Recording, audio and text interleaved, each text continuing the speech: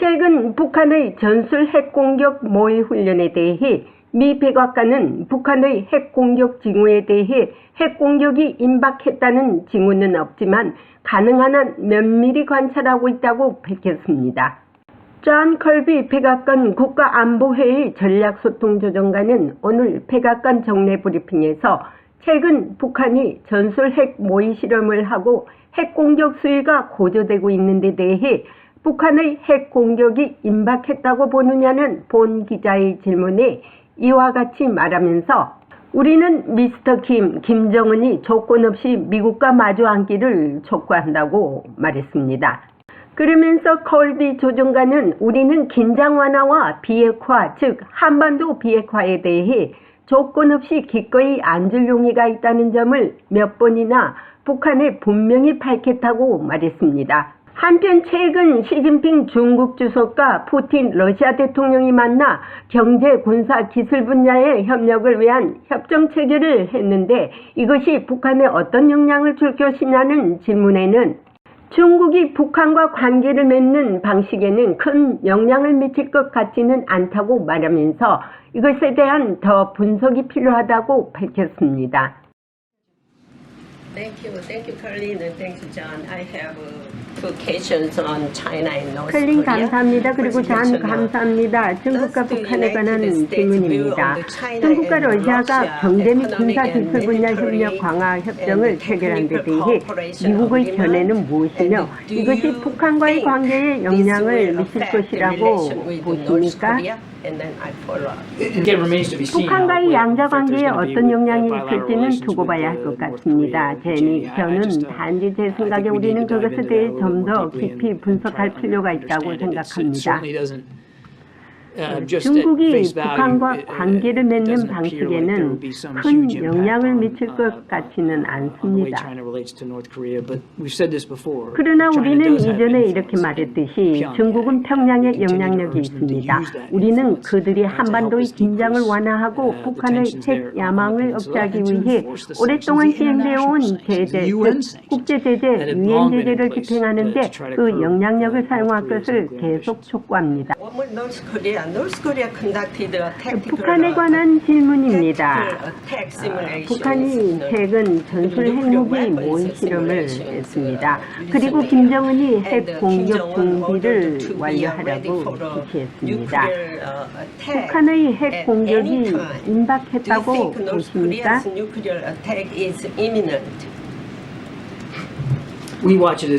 우리는 가능한 한 면밀히 관찰하고 있습니다. 현 시점에서 북한의 실제 공격이 임박했다고 믿을 수 있는 징후나 정보는 없지만 최선을 다해 주시하고 모니터링하고 있습니다. 다시 한번 우리는 미스터 김정은이 조건 없이 미국과 마주 앉기를 촉구합니다. 우리는 긴장 완화와 비핵화, 즉 한반도 비핵화에 대해 조건 없이 기꺼이 앉을 용의가 있다는 점을 몇 번이나 분명히 밝혔습니다. 그는 우리의 제안을 받아들이지 않았으므로 우리는 계속해서 필요한 군사 능력을 갖추고 있는지 확인할 것입니다. 미국은 북한의 핵 공격 움직임을 면밀히 주시하고 있으며 필요한 군사 능력을 갖추고 태세를 확인하고 있다고 말합니다. 중국과 러시아가 군사협정 체결을 한 것은 분명히 긴장해야 할 대목입니다. 북한이 중국과 러시아를 등에 업고 오판할 수 있는 여지가 충분히 있기 때문입니다. 철통같이 물샐 틈 없는 한미동맹의 힘이 어느 때보다 필요한 때가 아닌가 생각해 봅니다. 백악관에서 보이스 오브 워싱턴 제니박입니다. 시청자 여러분, 오늘 또 우리공화당 조원진 대표님을 모시고 외교, 안보, 정치 여러 가지 현안 문제 등을 짚어보겠습니다. 또 우리 조원진 대표님은 삼선 위원이셨고요. 앞으로 또 국회를 진출하기를 희망하고 있습니다. 시청자 여러분, 우리 조원진 대표님의 말씀을 잘 시청하시고 큰 공부가 될 줄 믿습니다. 네, 조은진 대표님 반갑습니다. 또 나와주셔서 반갑습니다. 예, 또 오늘은요 먼저 어떤 이슈를 짚어보는가 하면요, 푸틴 러시아 대통령이 벨라루스에 전술 핵무기를 지금 배치한다고 지금 여기가 일파만발 지금 이슈가 되고 있거든요. 그러게 되면은, 김정은이 또 최근에 전술 핵 공격을 하겠다고 하면서, 뭐, 전술 핵 플러스 또 수중 핵 폭발, 실험하는 것까지 보여줬지 않습니까? 이에 대해서 어떻게 생각하십니까? 김정은이 이걸 보고 또 반드시 핵 공격을 할 것이라고 보십니까? 오늘 사실은 핵미사일을 발사했죠. 어, 올해 들어서 여덟 번째 미사일을 발사했는데 네, 21일, 22, 23일 요 사이에는 아까 말씀하신 그 네, 핵 의뢰를 발사해서 부산이나 우리 이제 주요 항만에 그걸 수중 폭발력으로 그러면은 그냥 시키겠구나 이런 건들이 하고 있지 않습니까? 네, 또 하나는 이제 SRBM이라든지 원래 들어와서 또 대륙간 탄도미사일 ICBM 또 해결에 오늘 미사일 발사해서 이제 어떤 종류인지 그걸 지금 당국에서 체크를 하고 있는데 물론 지금 한미 간에 이제 연합훈련이 강도 높게 하고 있습니다. 문재인 정권에서 연합훈련을 무력화시키 것이 제기하고 있는데 여기에 대한 대응이다 이렇게 볼 수가 있고요. 핵 문제를 가지고 핵의 위험을 느끼고 우리가 굉장히 불안한 건 사실이고요. 네, 지금 그 핵 의뢰를 11년 전부터 개발을 해서 핵을 준비했다는 얘기를 하잖아요.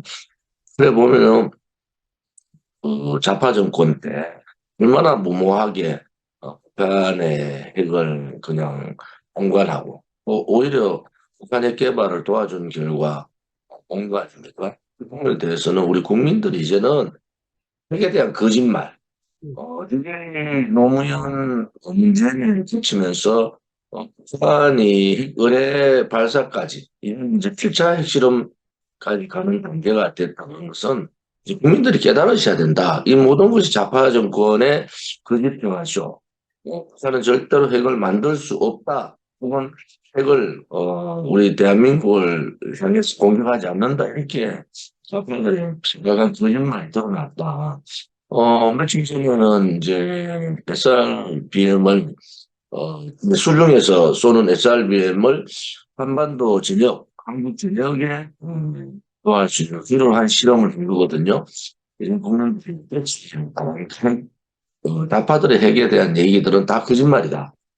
만드는 것도 거짓말이고, 또 경량화시키고 지금까지 핵을 핵까지 그런 단계에서 시간만 벌어줬지, 결국은 핵이 할 의향도 없고, 또 핵을 북한이 가지는 데 대해서 이렇게 반대하지 않는 그런 성향들을 보였기 때문에 그 판단은 이제 국민들께서 하셔야 된다 이렇게 보고요. 벨라루스가 유럽 중에서도 가장 친러시아 국가이 지금 우크라이나 전쟁에서 폴란드가 우크라이나 쪽에 서듯이 벨라루스는 지금 소위 러시아 쪽에 있어서 친러시아고 하는데 핵미사일을 배치한다는 그 자체가 이제는 공격을 할 수는 없지만 이게 전면으로 이렇게 보는 거 아니겠습니까? 거기에 대해서 우리 대한민국 나름대로 대응을 해야 된다. 왜냐하면 북한이 한반도 전역에 대한 SRBM을 벌써 공개했기 때문에 우리도 어떤 방법으로 그냥 단순하게 이제 우리가 킬체인 시스템으로만 할 수 있느냐 그렇지는 않은 것 같아요. 그래서 북한의 부분에 대해서 우리가 좀 더 심도 있게. 근데 문제는 우리 정부나 우리 그 보수 정당에서 국민의힘에서 들고 나와서 하는 것은 대단히 위험하다. 미국이 이제 러시아가 저렇게 동유럽 쪽에 공격적 핵 배치를 하면은 우리가 한국에다가 핵 배치가 필요하지 않느냐 하는 그런 미국의 여론 형성이 우선이지. 우리가 호들갑 떨며 나가면은 결국 우리한테 도움될 게 없다 이래 보는 거죠. 지금요, 그 말씀 잘하셨는데요. 지난주에 미 의회 공화당 외교위원회에서 이 문제가 나왔습니다. 한국에 독자 핵무장 배치해도 된다.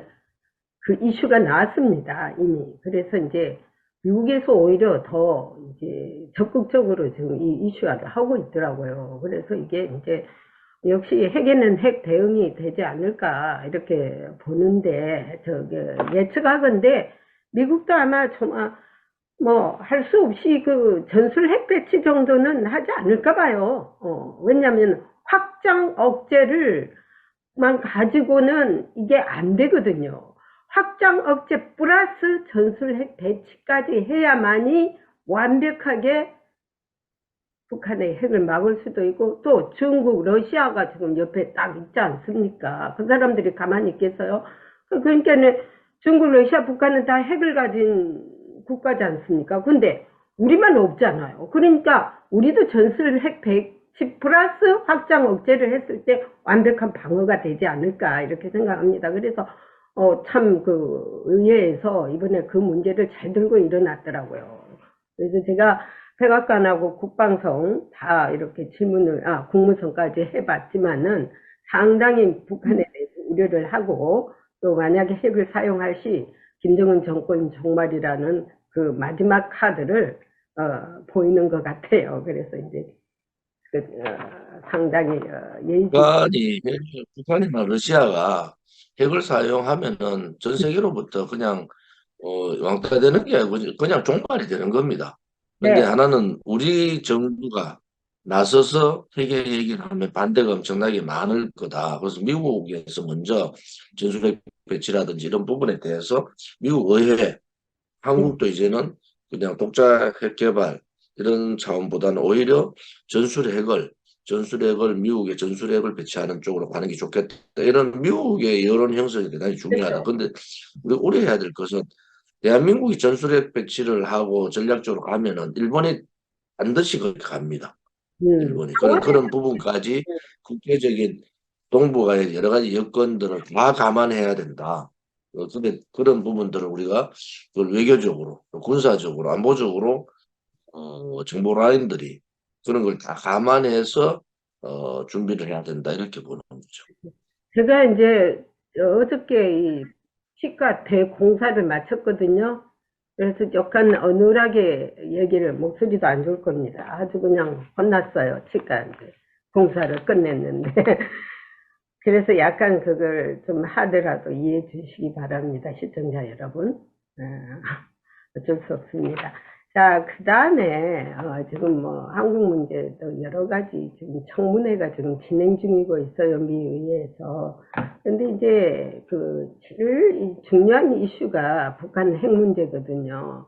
그런데 이제 예를 들어서 시진핑이 이제 최근에 푸틴 만나고 나서 경제 군사 협력을 해서 이제 이게 더 텐션이 되고 있거든요.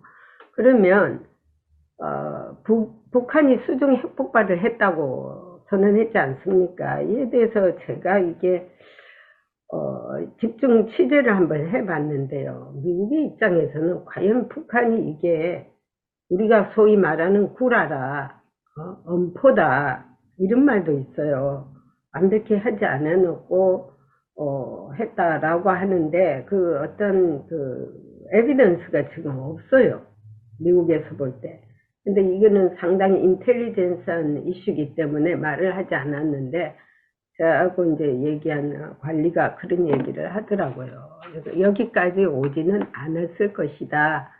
수중 폭발 단계까지는, ICBM을 뭐 만들었다든지 하는데, 그래서 이제 좀 더 지켜보자. 분석이 더 필요하다라고 하더라고요. 그래서 이제 그거 한번 더 지켜보고요. 이제, 지금 문제는 자기들은 11년 전부터 이 스판데르 같은 그러한 핵을 개발을 하고 이제 그 결과를 이번에 내놨다 이런 얘기잖아요. 그래서 한국으로 봐서는 미국에서는 좀 더 면밀하게 한국 정부하고 또 이번에 한일 소위 그 지소미아가 재개됐잖아요. 네. 그러면은 그 정보 부분에 있어서 이게 이스칸데르급으로 간 건가? 그렇지 않으면은 이 그냥 소위 거짓말로 엄포를 한 건가? 이런 굉장히 쉽게 포착이 되기 때문에 국방부나 지금 미 정보부에서 그것을 잘못된 거라고 발표하지 않는다는 것은 저는 맞다고 보는 사람이에요. 왜냐하면은 분명히 저들이 거짓말을 하면은 뭐 다 수중 폭발 여러 가지 상황들을 보니까 아니다. 이런 우리 국정원이나 국방부 혹은 미국 정보기관에서의 발표가 필히 필요한 상황이잖아요. 근데 이 얘기를 안 하고 있다는 것은 어느 단계까지 이게 정밀화가 됐느냐 그 차원은 아니고 이스칸데르 같이 수중에서 폭발할 수 있는 핵을 실으면은 수중에서 핵을 폭발할 수 있는 기능은 갖추고 갔다. 저는 그래 보는 입장이라서 그래 됐을 때 우리가 소위 그 부산이나 평택 이런 일반 항구경 군사항구의 역할을 하고 있는 이 부분에 대해서 굉장히 신중하게 대비를 해야 된다. 만약에 함대들이 있는 쪽에 만약 핵폭발이 일어나면은 함대가 무력화될 뿐이잖아요. 그러니까 북한이 노리는 것이 그런 부분이다. 그래서 그런 부분에 있어서는 이미 한국 분당국이나 정보기관 혹은 한미일이 이미 이 문제에 대해서는 논의를 했을 거다. 그래서 여기에 대한 대비를 제대로 해야 된다. 그러면 군사작전 자체가 완전히 달라지는 상황이 오죠. 만약에 핵 의뢰를 가지고 뭐 주요 항만 몇 군데만 우리가 뭐 제주 저 군항이나 또저 평택이나 또 부산이나 이런 부분을 초토화시키고 마비시킬 가능성이 있기 때문에 여기에 대한 대비도 해야 된다. 만약에 핵 의뢰든 핵이든 사용하는 순간부터 여러 가지 이 재앙이 올 수밖에 없는 상황이기 때문에 또한 함부로 사용은 못하지만은 무기 개발을 그렇게 쉽게 어, 다 드러날 수 있는 얘기들은 지금까지 미국 정부나 기관이 한국 정부 기관이 북한의 거짓말이라고 얘기 안 하는 것은 이것은 어느 단계까지는 갔다. 그 대신에 이게 정밀화 부분에 있어서는 아직도 퀘션 마크가 있다. 이 네. 정도는 저는 보고 있는 거예요, 예, 사실은. 예. 예. 그 인텔리전스 한 사항은요, 굉장히 미국에서는 발표를 잘 꺼려 하더라고. 그러니까 그냥 자기들이 알아서 그걸 하되, 매주와 꼬주알 다 오히려 까발하려면은 북한에다가 정보를 주는 격이기 때문에, 그 분석한 시간을 가지고 있다라고만 하고, 그 다음 단계는 안 나오더라고요. 자, 그 정도로 하고요. 그 다음에 이제 최근에 인권 보고서 있지 않습니까? 인권 보고서에 한국의 언론 탄압이라는 것이 들어가서 있는데 이걸 이제 좌파들의 논평을 제가 최근에 딱 보니 유튜브에 보니까 전부 자기들 입맛에 맞췄어요. 윤석열 정부가 언론을 탄압한다. 그게 아니고 자기들이 색깔에 맞춰서 지금 논평을 하거든요. 박지원이도 그렇고요. 뭐라고 얘기하냐면은 이거는 22년도 그러니까 쭉 한국의 인권 보고서 문재인 당시가 제일 언론 탄압이 많았습니다. 소위 우파 언론들을 얼마나 탄압했습니까? 박근혜 대통령 탄핵을 갖다가 언론 보도를 보고 탄핵하는 인간들이 어디 있어요? 우리가 그래서 벌써 법치가 죽었다고 했지 않습니까? 언론 보도를 보고 탄압을 해서 전부 언론 보도 우리 공화당 그 태극기 집회 하나 보도한 거 봤습니까? 제대로. 근데 지금 이재명이 윤석열이 탄핵, 이재명이 이하동문 그 좌파들 지금 광화문에서 어디에서 하는 그 시위는 계속 나와요. 어찌하여? 그러니까 이 지금도 이 언론 탄압이 아니고 윤석열 정부가 언론 탄압이 아니에요. 문재영이가 지금부터 쭉 언론 탄압해온 거를 그대로 적어내놓은 거 가지고 윤석열 정부가 언론 탄압을 했기 때문에 이 정부는 최악의 상황이다라고 지금 통론을 하더라고요. 그게 잘못된 거예요. 제대로 알고 좀 했으면 좋겠습니다.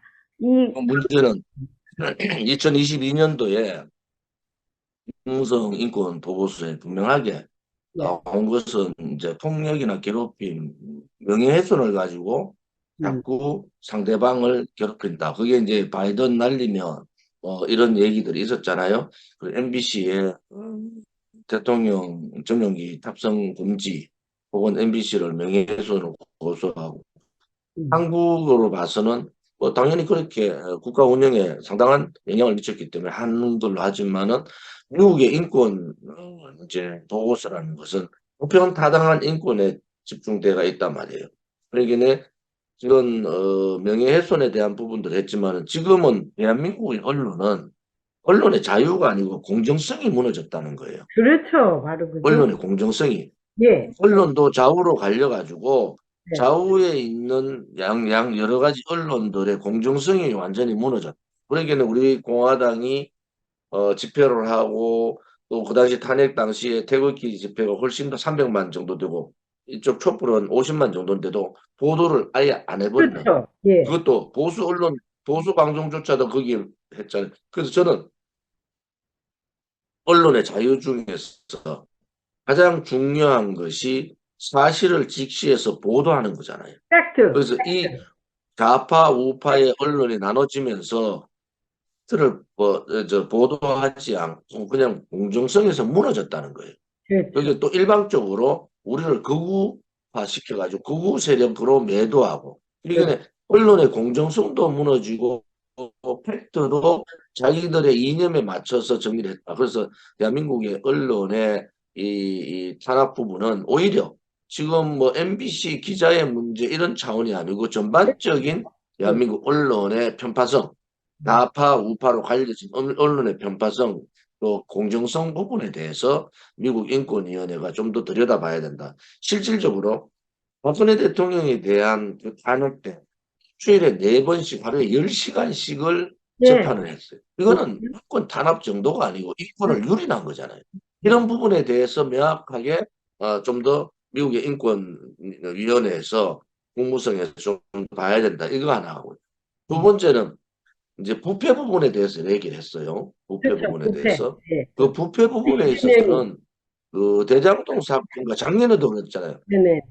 대장동 사건하고 연관돼 있는 이 이재명의 최측근인 김용희가 6억을 수수했다는 부분이 명확하게 인권 보고서에 나오잖아요. 그렇죠. 그리고 또 하나는 곽상도의 50억 클럽. 이것도 부패 부분에 나오거든요. 근데 그렇죠. 이 좌파들은 그 부분은 대장동 관련된 부분은 얘기 안 해요. 그냥 윤석열 정부가 했던 그러한 그 MBC와의 싸움 혹은 유시민이 한동훈의 그런 명예훼손에 의한 유시민의 벌금 500만 원 이런 부분만 가지고 얘기하는데 전체 보면은 대장동 이재명이 나오는 그런 대장동 사건의 부패 부분도 다뤘거든요. 좌파들은 그런 얘기 할 이유가 없지. 그래서 오른쪽도 좀 공부들 해가지고 오른쪽도 인권이 2022년도에 미 국무성의 인권 보고서가 나오면은 그렇죠.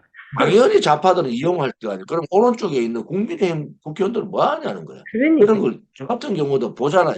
그렇죠. 보면은 박지원이 그러게 그러면 부패 문제는 이재명이 거론됐다. 왜 이 문제를 거론 안 하느냐. 김명희 6억 수수한 것도 6억 수수 이분도 부패로 들어가 있고 대장동 저 50억 클럽도 부패로 들어가 있다. 이 그렇죠. 부분을 공격을 해야 되는데 얻어맞기만 얻어맞는 거예요. 오늘 이제 우리 저 VOW에 음. 우리 저 제니 박 기자가 이제 얘기를 했으니까 저도 그 부분에 대해서 오늘 이제 공개적으로 했기 때문에 이제 우리 공화당 당원들 중심으로 자유우파 국민들이 봐야 된다. 그 그렇죠. 대형 논리로 음. 부패 부분에 있어서 미국의 관점에서 그렇죠. 지금 인권의 문제에 있어도 미국의 관점에서 있는데 미국 보고서도 박근혜 대통령 탄핵 당시 얼마나 많은 인권 탄압을 하고 인권 유린을 했고 또 언론 자유에 빗나가는 편파 보도와 그렇죠. 공정성이 어긋났는가 이런 부분들도 미국 국무성도 제대로 알아야 된다. 그것을 우리가 한 3년 전에 제가 미국 가서 백악관 그 출입 기자가 22분인가요? 뭐 11개 나라에서 와서 그분들한테 다 얘기했던 거 아닙니까? 그래서 그렇죠. 그런 부분들을 우리 공화당이 또 우리 제리박 기자께서 수석 기자께서 이런 부분을 좀 더 미국의 조야에 혹은 백악관 쪽에 전달을 하고 언론 인권 보고서 할 때는 이런 부분들을 좀 제대로 좀 다뤄라. 이런 부분에 대해서 오히려 그 윤석열 정부가 뭐 했다 이런 차원을 떠나서 오히려 편파적인 언론 보도, 불공정한 언론 보도가 굉장히 그다음에 프레임을 씌워서 몰아붙이는 그러한 잘못된 언론 보도 이런 부분에 대해서 좀 더 말씀을 해주시면 좋겠어요. 국무성도 요즘에 부패 방지 그 이슈에 대해서 상당히 많이 지금 논쟁을 하고 있는데 참 잘 됐어요. 근데 이 부분이 이재명한테 지금 해당 사항인데 이 논평하는 좌파들은요, 그 부분을 딱 빼더라고요. 왜냐? 이제 이재명이는 오히려 이재명이 우리한테 불리하니까 당연히 빼죠. 빼고 그거는 없었다라고 하는데 이재명이가 오히려 정치적 탄압을 받고 있다. 그걸로다가 뒤편 씌우는데요. 그렇게 한다면은 박근혜 대통령의 탄압은 4년 반 동안 억울한 인생을 다 보냈지 않습니까? 청춘을 다 보냈지 않습니까? 이 청춘을 다 배상해야 됩니다. 노래 제목처럼요. 청춘을 돌려다오라는 제목이 있더라고요. 그러니까 박근혜 대통령이 빨리 이제 회복이 되시면은 그 명예 회복을 위해서 본인이 솔선수범하셔야 될 겁니다. 그래서 미국도 회복도 마찬가지고 이 탄핵 재판에 대한 이 새로운 그 재심 청구를 해서 예, 형사재판 부분부터 바꿔놔야 됩니다. 또 하나는 3월 26일이 이승만 건국 대통령 탄신일이에요. 우리 공화당에서는 이승만 건국 대통령 현충원 참배, 이승만 대통령 묘소, 박정희 대통령 묘소 참배를 다 했는데 3.1절도 마찬가지고 이승만 대통령 그 생신일도 이승만 대통령 묘소에 국민의힘은 고사하고 정부 화환 하나 없어요. 우리 공화당만 딱 있는 거예요. 그래서 제가 그러면은 너 앞에 사진 걸어놓은 거 다 떼라. 왜 이승만 대통령 사진 걸고 이승만 대통령 파리하고 박정희 대통령 사진 걸고 박정희 대통령 파리하고 그다음에 김영삼이 걸고 도대체 그렇게 거는 이유가 뭐냐? 우리 공화당은 항상 이승만, 정의, 박근혜 대통령 전국에 지도당에 다 사진을 걸어 놓잖아요. 그러면 그 세 분 대통령의 가치, 그분들이 추구하고자 했던 이념, 또 그분들이 가고자 했던 나라, 이런 부분들을 우리 공화당은 실천을 하는 거 아닙니까? 그런데 사진은 걸어놓고 이번에 3.1절에도 의도적으로 이승만 대통령 사진을 큰 걸레 빼뿌렸어요. 걸개 사진에서. 그러니까 그리고 3.1절 그런 만행뿐만 아니고 이번에 이승만 대통령 탄신일에도 그래서 우리가 대대적으로 대한민국의 건국을 부정하는 자는 그 자체가 공산주의자들이다. 이렇게 슬로건을 걸고 건국 정신이 자유 정신이다. 이런 슬로건을 걸고 3월 26일 생신일 날 대규모 집회를 저희들이 했습니다. 예, 이제 우리 보수들이요, 좀, 깨달을 점이 많습니다. 지금 좌파들 하는 거 봐봐요. 딸딸 뭉쳐가지고 이재명이 그거 안 되게 지금 하고 있지 않습니까? 보수가 옛날에 박근혜 대통령 탄핵될 때 이런 식으로 했다면 박근혜 대통령 절대 감옥 안 갔었습니다. 그런 걸 좀 본받아야 되고요. 또 이제 이재명이는요, 한국 대통령 꿈도 버려야 돼요. 왜냐면은, 증거가 없다고 해서 자기가 죄를 안 졌다는 것은 말이 안 돼요. 우선 지도자라는 것은 선량해야 되고, 진실해야 되고, 거짓이 없어야 돼요. 넘버 원. 근데 본인이 들키지 않았다고 해서 나는 죄가 없다? No way. 들키지 않아도 본인이 양심적으로 자기가 죄가 있는 건 알 겁니다. 그런 인간을 어떻게 대통령으로 모시고 우리가 국민들이 살아가야 합니까? 이거는 너무너무 지난번 대통령 선거 때 많은 사람들이 이렇게 얘기를 했어요. 여러 가지 법적 문제라든지 혹은 도덕성이라든지 또 우리 대한민국의 헌법적 가치, 대한민국의 정체성 이런 부분은 존진이가 제일 맞다. 그런데 이재명한테 주면 안 되니까 최선 차선이 아니더라도 최악만 뽑지 말고 차악이라도 뽑자. 여러 사람들이 그런 얘기를 했어요. 그런데 잘못된 겁니다. 이제는 국민들이 선택을 잘 하셔야 돼요. 왜냐하면 이게 좀 진실되고 정의로운 나라를 갈 거냐? 정말 국민들 말로만 하는 그러한 껍데기 보수들이 아니고 국민들의 그 삶을 챙기는 그러한 진정한 보수. 또 이 자영업자나 소상공인들의 어려움들을 같이 하는 보수. 이러한 보수 세력들이 이제는 다시 나타나야 되지.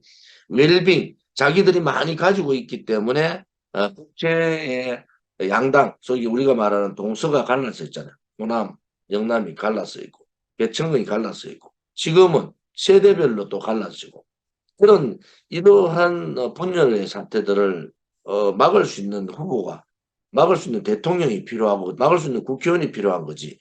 다 뽑아놓고 태학이 안 되니까 차학이라도 뽑자고 다들 얘기했어요. 차학 뽑고 나니까 어때요? 나라가 또 이상한 방향으로 가지 않습니까? 그래서 저는 이제 국민들이 대한민국다운 나라로 만들 거냐 하는 건 이제 국민의 선택에 달려있다.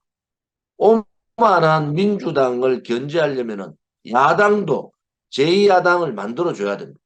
또 오만하고 무능한 국민의힘을 견제하려면은 여당도 보수도 제2보수당을 만들어줘야 됩니다. 그래야지 서로 견제하고 비판하고 서로 협치를 하는 거예요. 일방적으로 국민의힘, 민주당 이렇게 양당 제도를 만들어 놓으니까 서로 싸우면은요. 중간에서 협치할 수 있는 다리를 놓고 서로 간에 협치할 수 있는 그러한 부분들이 없어집니다. 그래서 이번 1년 후에 있을 총선에서는 국민들의 평판이 대단히 중요하다.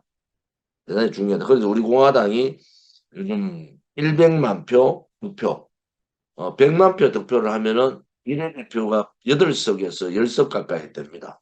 그래서 그러한 100만 표 득표 전략에 들어갔고 그 100만 표의 득표가 제대로 이루어진다면은 우리 공화당의 원내 진입을 하고 지렛대 역할, 그래 되면은 민주당이나 국민의힘이 서로 과반을 못 얻을 거예요. 서로 간에. 그렇죠. 그래서 이 사당 체제를 만들어 주면은 견제하고 부패한 민주당도 심판받게 할 수 있고 언제라도 또 무능한 국민의힘도 언제라도 심판받을 수 있는 이제 국민들의 선택권을 넓혀주는 거잖아요. 그래서 이제 우리 국민들이 성숙한 자유민주주의의 국민들로서는 이제 그러한 선택의 전략적인 선택이 좀 필요하다 이래 보는 거죠. 그러니까 뉴트럴하게 이제 해 나갈 수 있는 당이 필요하다고 보는데요. 그렇기 때문에 우리 공화당이 내년에는 꼭 거기 들어가야 됩니다. 저 시청자 여러분, 이 프로그램을 보시면서요, 내년에 꼭 그 결정을 하십시오. 그리고 이제 지난 주말에 백악관 기자가 내한테 옛날에 우리 조은진 대표님이 와서 그 내셔널 프레스 클럽에서 인터뷰하고 이런 것들을 보내왔더라고요. 보니까 구글에서 찾았다고. 그 조은진 대표님께서 얼마나 우파를 대표해서 6년 동안 싸웠는지, 그래서 우파 정권이 탄생되지 않았느냐. 조은진 대표님한테 윤석열 대통령은 감사를 보내야 된다고요. 화분을 보내야 그런 된다. 마음을 가져주면 고맙겠네. 아니, 저 기자가 그러더라고요, 저한테. 그래서 참 너 제대로 알고 있네. 그랬거든요. 왜냐면 자기들은 현장에서 그걸 들었다는 거예요. 좀 지켜보고 왔으니까. 그런 부음을 일으키지 않으면은, 아니, 왜 우리 우파의 대통령이 필요하다고 절실히 느꼈겠습니까? 태극기마저도 드는 거 싫어했지 않습니까? 문재인이 태극기를 아예 그냥 거부했지 않습니까? 최근에 뭐 이재명이는 갑자기 태극기 붙이고 야단이 뛰다. 그 왜 그리 또 뭐 민주당도 태극기 타령이고 국민의힘도 태극기 타령이라서 제가 페이북에 그랬어요. 이제 그 빨간 딱지 그 노란 딱지들 떼 빼고 태극기 배지 달고 다니라. 앞으로 쭉 그냥 좀 달았으면 좋겠다. 아니, 그 그래서 제 사람들 생각이 그게 이런 거예요. 빨간도 달아야 돼요. 잘못하면 우리하고 희석이 돼가지고 또 뭐가 뭔지 그런데 뭐 응. 이제 원조 태극기는 조은진이 되고 우리 공화당이라는 걸 다 그렇죠. 알잖아요. 예. 그래서 이게 제 생각에는 잘못된 것을 하나하나 바꿔가는 게 이제 서해 수호의 날 있잖아요. 서해 수호의 날.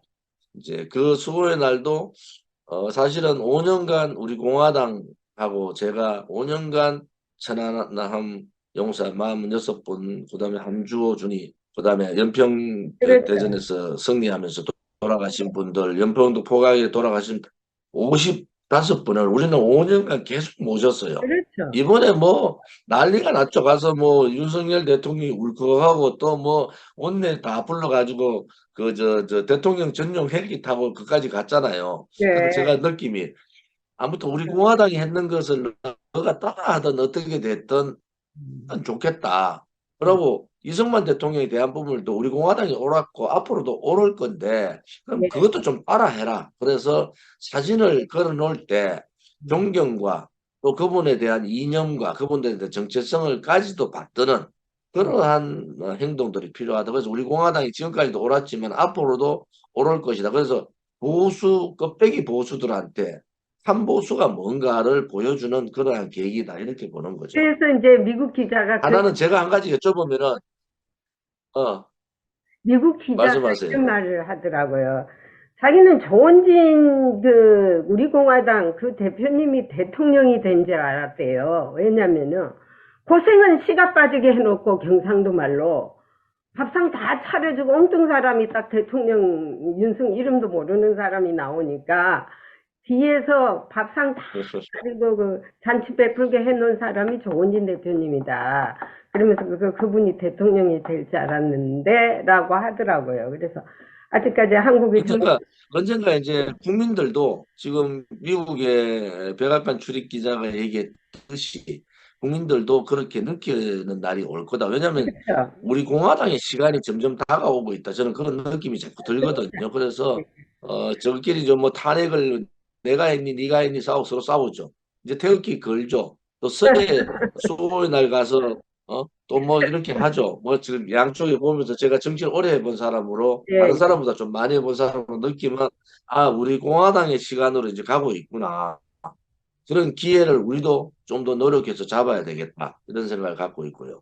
하나는 트럼프 대통령이 곧 이제 기소되잖아요. 네. 근데 기소는 그런데 안 될 겁니다. 첫 대선 유세를 했다고 하는데 예. 첫 대선 유세를 했다고 했는데 어떠세요? 이제 대선 유세가 자기가 만약에 기소돼서 이렇게 법적인 감옥을 가면은 이 나라가 완전히 좌파의 속으로 들어갈 것이다 라고 걱정을 하더라고요. 그거를 꺾기 위해서 내가 2024년도 반드시 나를 백악관으로 가게 해다오 하는 이제 지지, 보내달라. 예, 해달라는데 엄격히 말하면은 이게 이제 기소도 확실히 안 될 것 같아. 정치적으로 이제 가는 거고, 이제 그 법적인 배에서는 아직까지 하자가 많아요. 그래서 기소까지는 되지 않을 거로 봅니다. 사람들이 그렇게 하더라고요. 자, 그래서 이제 우리 조은진 대표님께서도 이제 원조, 거꾸로 하면 원조 조은진 대표님 태극기 여러 가지로 이제 고생하셨으니까 이제 내년부터는 또 국회에 들어가셔서 또 한국의 질서를 좀 바로잡아 주시고 공산당 때려잡는 일도 좀 잘 해 주시기 간절히 부탁드립니다. 제가 이렇게 이제 힘든데 버티고 있는 이유 중에 하나도 우리 공화당 당원들이 1분 정말 남았습니다. 위대하다. 저는 그래 보는 거예요. 그분들이 예. 자기의 모든 것을 버려가면서 여러 가지 그 엄해를 받아가면서도 우리 공화당을 지금 이제 6년 차로 지켜주고 있다는 또 우리 공화당 당원들에 대한 감사한 마음이 예. 더욱 생긴다. 그래서 이번 총선에서는 반드시 원내 진출을 해서 예. 다음 대선에서는 우리 공화당이 수권 정당이 되도록 노력하겠습니다. 오케이, I play for you. 자, 오늘은 여기까지. 수고하셨습니다. 감사합니다. 감사합니다. 예, 안녕히 계십시오. 고맙습니다.